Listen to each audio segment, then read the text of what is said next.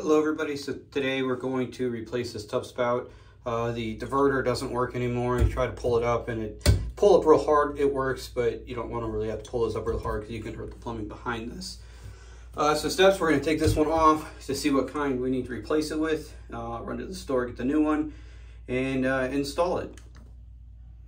So get the old one off. Sometimes you can do it by hand, depending on how long it's been on there. If you can't turn it by hand, just grab a pipe wrench, kind of put it on there and give it a turn. And once you get that first turn, usually then you can go do it by hand. Now they make different kinds of replacements.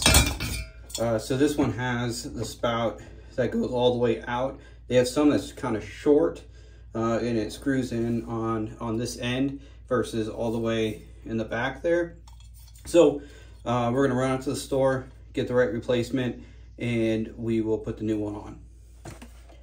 All right, so I ran out to Home Depot.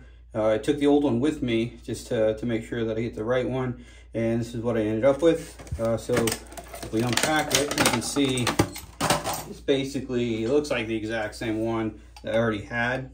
Everything kind of matches up, the length and the way that it works. Like I said, there's some other ones that have the screw-on piece like at the end here, and it goes back.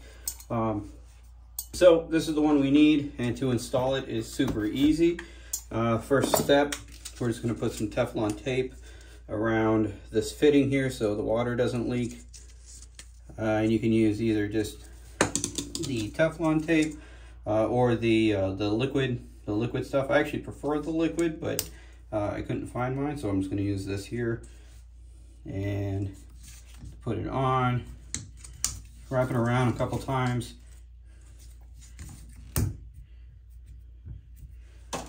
So the Teflon tape's on.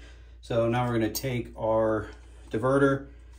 We're going to do our best. Oops, that got away.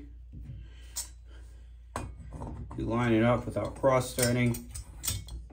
All right, I'm on. So we're going to spin this on. This has this little trim piece back here, so I'm going to hold that steady as I turn it. Try to go. So I couldn't go all the way. So it's a little different, and there's a gap in here.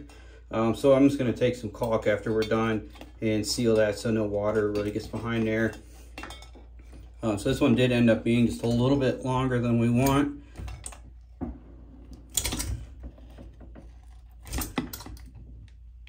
So I can't make the full turn there, so I'm just going to unscrew it and hold it there. And like I said, we'll fill that in with some caulk. I'm not too worried about it because you're not going to get a lot of water back there, but you'll get a little bit. So just seal that and we're good to go. That pulls up and we're good. So if we back it up here and turn our water on, pull up, and shower's working. Coming out, push it back down. Nice and easy. So tub diverter installed. Took me a total of, I don't know, 4 minutes maybe.